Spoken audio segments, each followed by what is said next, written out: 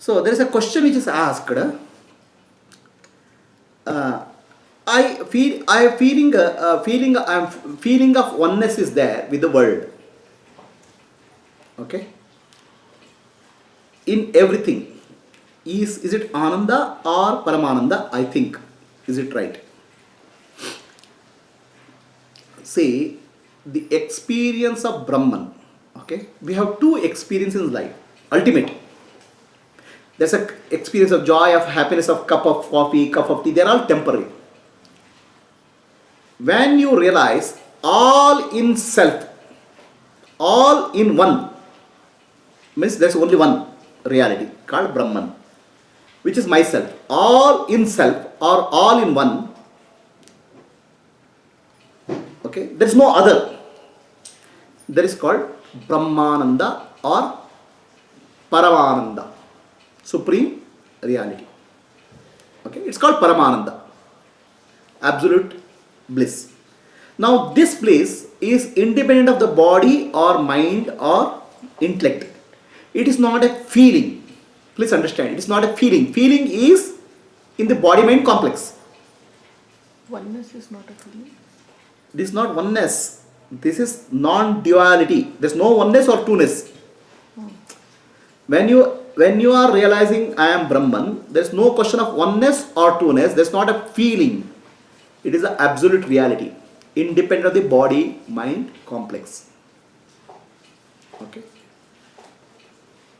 So there is only one reality called Brahman. Everything else is mithya or unreal, is the realization. And I am the reality, Parabrahma or supreme reality. That is called Paramananda, and it's called Brahmananda also. And every other Ananda is a temporary experience of that Brahmananda, a drop in that Brahmananda, absolute reality. Okay. So the Brahmananda or Paramananda also is called Nirvana. Nirvana means there is no other. The ego sense is extinguished. Okay.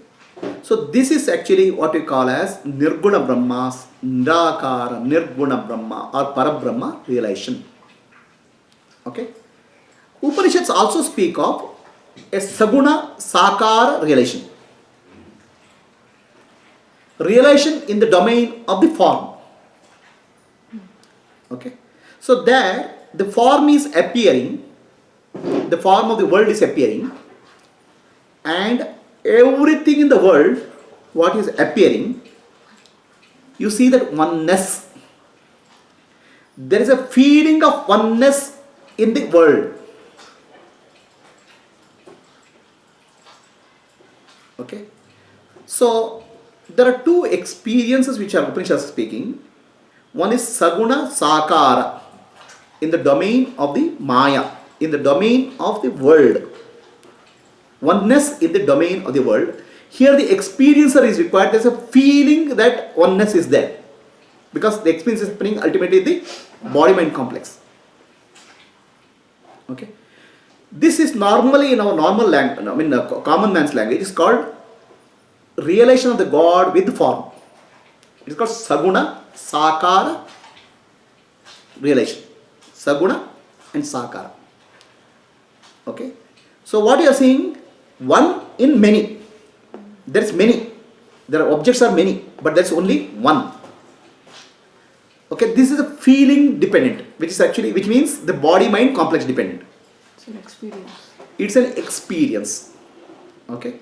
No doubt it's a very wonderful, joyful experience compared to other small experiences. Then there is Saguna, Nirguna, Nirakara experience, what is called Parabrahma experience, which is beyond the form. It's formless. There is no concept of body and mind and intellect. It's a pure experience or pure awareness where there is no experiencer and experienced. It's called Nirguna Nirakara. That's called Mukti. Okay. So, where everything is in one. All that is there is in one. All in one. That is also an experience. No, it's not an experience. All in one. This is going beyond the experience. There's no experiencer and experienced. I alone exist. This is called nirvana or jivan mukti or liberation. Okay. So we are speaking of two experiences, two types of experiences. One is in the domain of Maya, where there are forms, and I am seeing one behind the forms. Okay. This is called God realization or Saguna Saka. Sakara. In Bhagavad Gita, it's called also Vishwarupa Darshana. You see the self, one in all. Okay. And all in one is the other. Nirguna Nirakara or Nirvana. That is not an experience. No, it's not an experience since experiencer and experience is not there. But it's a pure experience where the experience and experience have become one. Yes, Non. there are two types of experience. That's why I mean non-dual. Which is non-dual. I have to use the word experience because State. I can't say anything else, no? A non-duality and a duality. Now the duality experience of Saguna Sakara is called Bhakti, the devotion. Okay? Nirguna Nirakara realization is called Mukti, the liberation. Okay? So in Bhakti, there is a tremendous amount of feeling of oneness, which is called love, associated with the oneness. And that love, universal love, is called bhakti. Okay? Whereas in Nirguna Nirakara, there is pure silence and peace. That is called mukti. So one is Nirguna Nirakara and other is Saguna Sakara. Okay? Question of Savita is about Saguna Sakara. Okay? So that's normally called Bhakti. And it's an experience, no doubt, wonderful experience. It's also associated with the tremendous outpouring of love, which is called Bhakti. Okay? Now there are Bhaktis of two types. We should not confuse that Bhakti. One Bhakti is called Para Bhakti and other is called Apara Bhakti. Okay? Apara Bhakti is lower level Bhakti. Many devotees feel tremendous amount of joy when singing bhajans. Okay? And seeing devotion, having a devotion to God with one form. So this devotion is related to one form of God. Okay? And this is called Apara Bhakti because it's just limited to one form of God. When you are able to see that divinity in all forms, it's called Para Bhakti. When you see God in one form, still the ignorance is there. Separation is there. When you start God in all, one in all, the self in all, it's called Apara Bhakti because it's not focused on one form.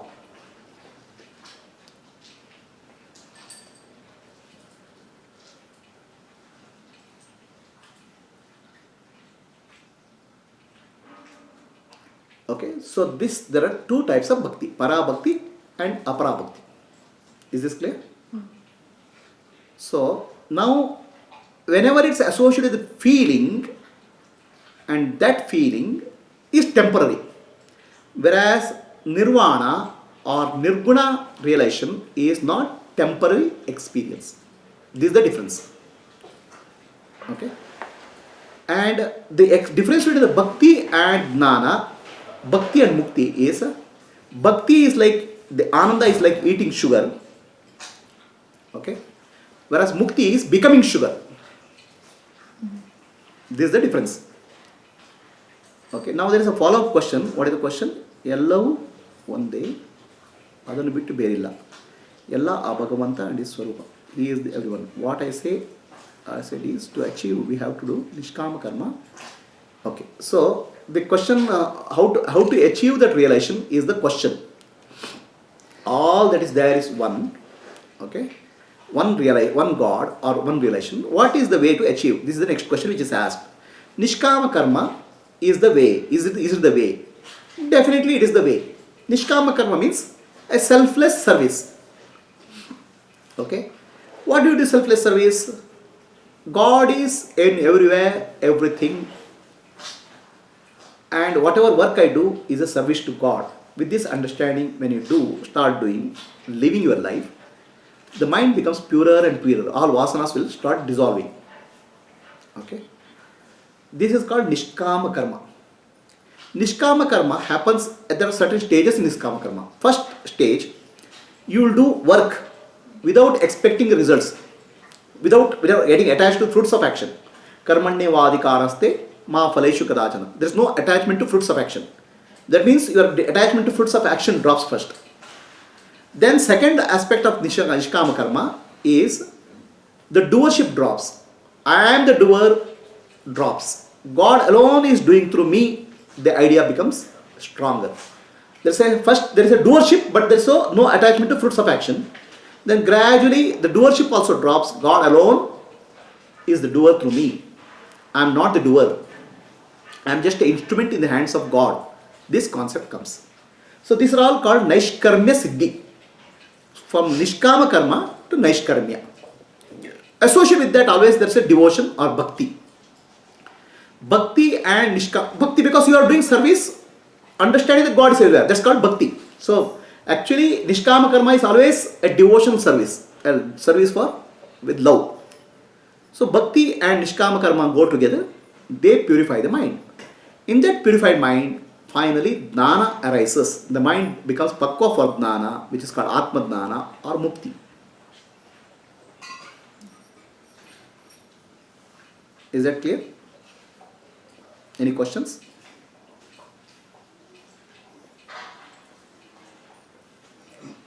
So we'll close this session for today.